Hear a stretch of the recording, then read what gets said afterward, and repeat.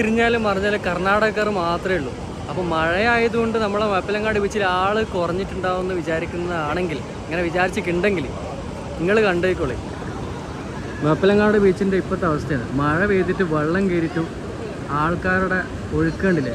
കർണാടകക്കാർ മാത്രമല്ല, എല്ലാ നാട്ടുകാരും നമ്മളെ നാട്ടിൽ വന്നിട്ട് എക്സ്പ്ലോർ ചെയ്യുന്ന.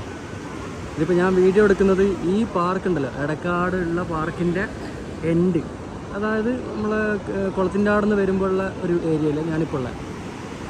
ഇത്രയോ ആൾക്കാർ വണ്ടി വേറെ അവിടെ ഇവിടെയൊക്കെ സൈഡാക്കിയിട്ട് നമ്മളെ വേപ്പലങ്ങാട് ബീച്ചിലിട്ട് എക്സ്പ്ലോർ ചെയ്യുന്നതാണ്. എന്താ അല്ലേ, ഇത്രയോ ആൾക്കാർ ഇവിടെ വരണമെങ്കിൽ റേഞ്ച് ആലോചിച്ചൊക്കെ. അതിൻ്റെ ഇവിടെ തന്നെ പോലീസുകാർ അതിന് വേണ്ടിയിട്ട് വെള്ളത്തിൽ നിന്ന് ഇങ്ങനെ കളിക്കുന്ന ആൾക്കാരൊക്കെ ഉണ്ടാവും. കുറച്ച് ഡേഞ്ചറാണ്. അപ്പോൾ പോലീസുകാർ ഈ പറഞ്ഞ പോലെ ഫുള്ള് സുരക്ഷാ പ്രവർത്തനത്തിന് വേണ്ടിയിട്ട് ഇങ്ങനെ അവരുണ്ട്.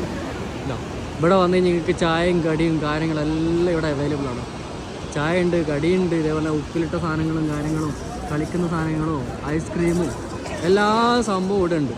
അപ്പോൾ ഇനി മഴ പെയ്തിട്ട് ഇവിടെ ട്രാഫിക്കാണ്, ഇവിടെ ആരും ഇല്ല എന്ന് വിചാരിക്കുകയാണെങ്കിൽ നിങ്ങൾക്ക് തെറ്റി എല്ലാവരും ഇങ്ങോട്ട് പോന്നോളി കേട്ടോ.